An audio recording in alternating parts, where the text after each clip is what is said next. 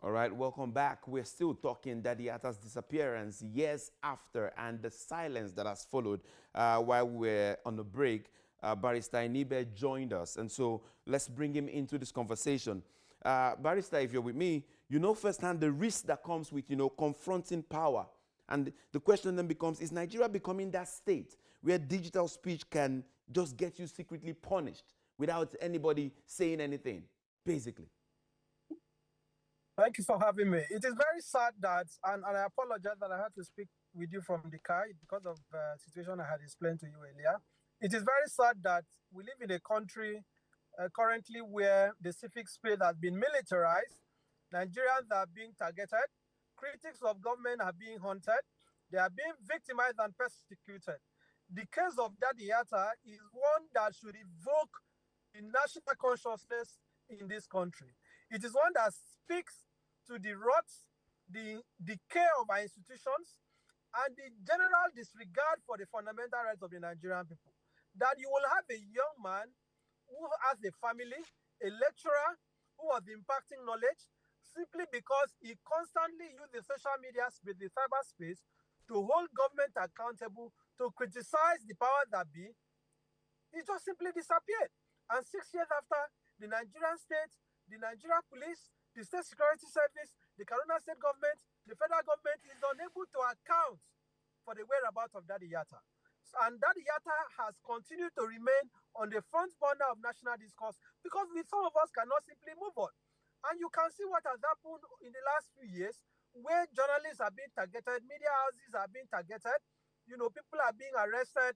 Now we even have what they call the National Cybercrime Center in Abuja that was established by the Inspector General of Police. One would have thought that their target is cyber criminals or the so-called Yahoo boys. But what you will find is that while they claim that they were establishing it to fight cybercrime, what we have seen is that the National Cybercrime Center is now being used to witch hunt critics of government, to attack people that are spreading dissent on social media.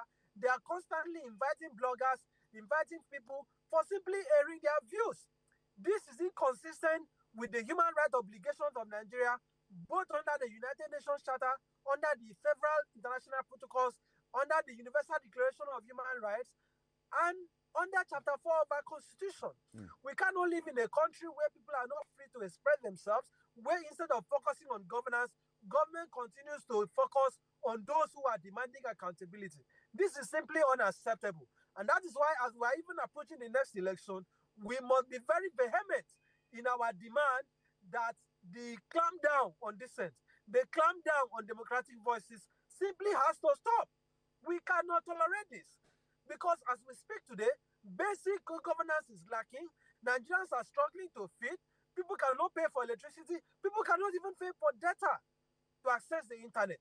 So internet access is also very problematic today simply because we have a government that does not care for the Nigerian people. And what is their response? When you speak, they come after you. When you speak, they target you. They blacklist you. Now people are even being denied the opportunity to travel. You can see what is going on. Look at the case of Senator Natasha.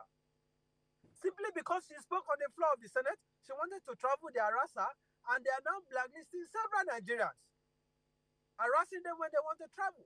We cannot allow this continuous descent into a totalitarian state.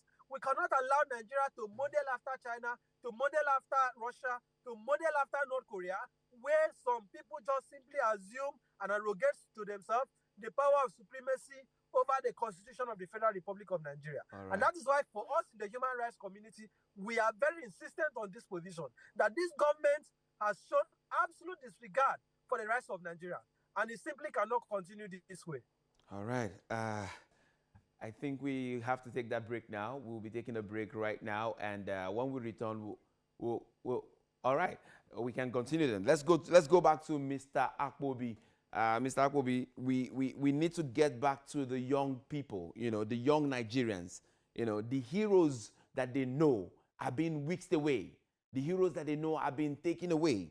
And then the question is, as we go into 2027, what does it say to them when it comes to coming to vote, when it comes to supporting who they really want to support? And if you were in the room with the president, the IGP, and all the military heads, what would you say with regards to this case today?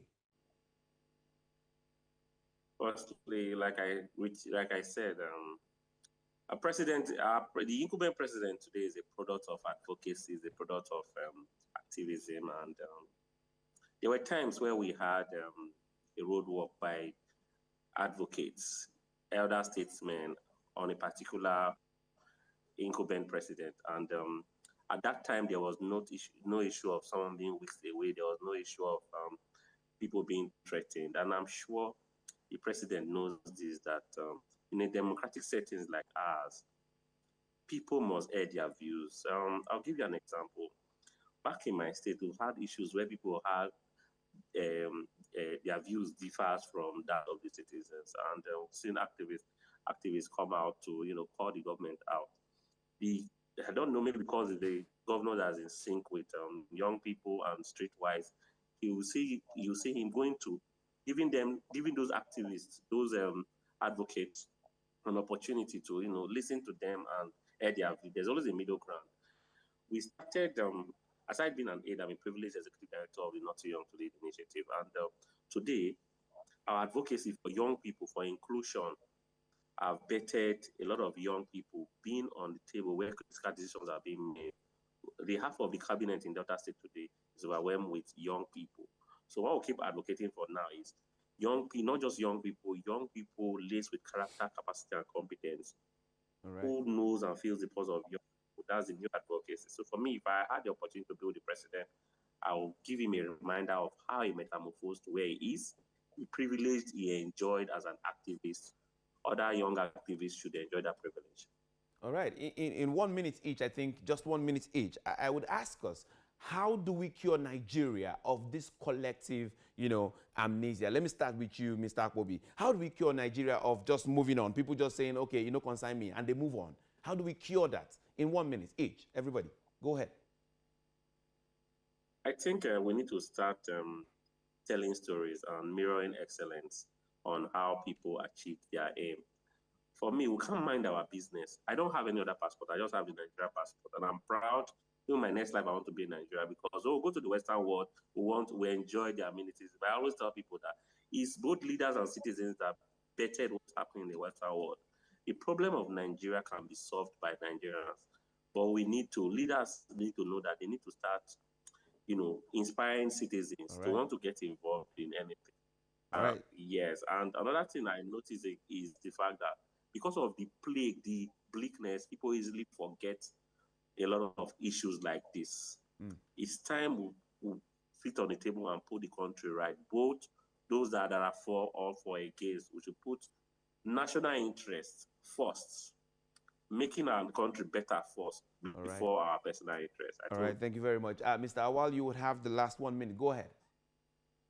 Thank you very much. So I think I want to call on the security agencies in particular to prioritize, dealing and securing the country from bandits, terrorists, other, uprising groups that are making life miserable to Nigerians, and make sure that, those are the one that they can actually ensure that they target not human rights activists, not anti-corruption activists, who are asking for good governance, who are asking for improved life condition of Nigerians, who are just simply saying, let's make sure that we have good governance in this country. This cannot be the people that you should target, be repressing, be suppressing and destroying, or even making them to disappear, or even in many instances killing them. Whereas bandits and terrorists are on TikTok, are on social media, challenging the security, provoking them, mocking them, and yet they are not able to do anything. But they will now go and be arresting, people who are non-violent, people who are just simply asking for the right thing to be done. This should be, and we need to prioritize protecting our country. All right, thank you, Mr. Awal. Thank you, Elvis, for joining us on the program today. Thank you very much. Thank you. Thank you. All right, that's it on the beam. We're going to be leaving you right now with our top 5 videos of the week. I am Sunes Nathaniel, and as always, we urge you to always stay curious, stay informed, and stay engaged. Keep beaming your light where it matters most. May this nation continue to rise and flourish. Bye for now.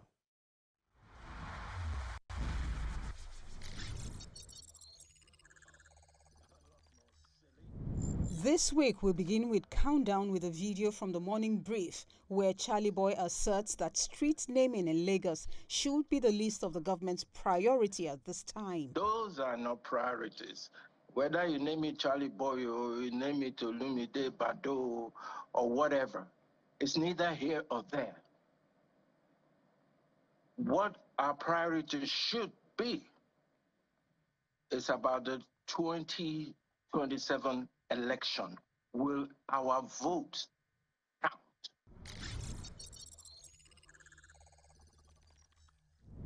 Coming forth on our list is a clip from Network Africa, where we get a report regarding 5 persons who were killed in Burkina Faso's rebel attack.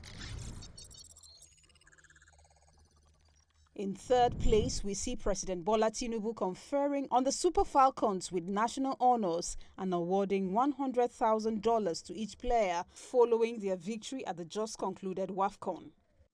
I hereby direct the allocation of 3-bedroom apartments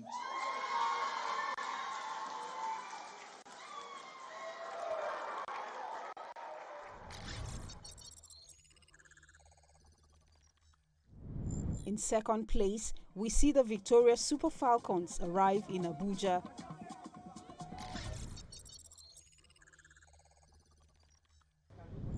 Similarly, in first place on our countdown this week, we see the Super Falcons arrive the State House in Abuja, where they present the cup to the president. That's it on our countdown today. Join us next week for more.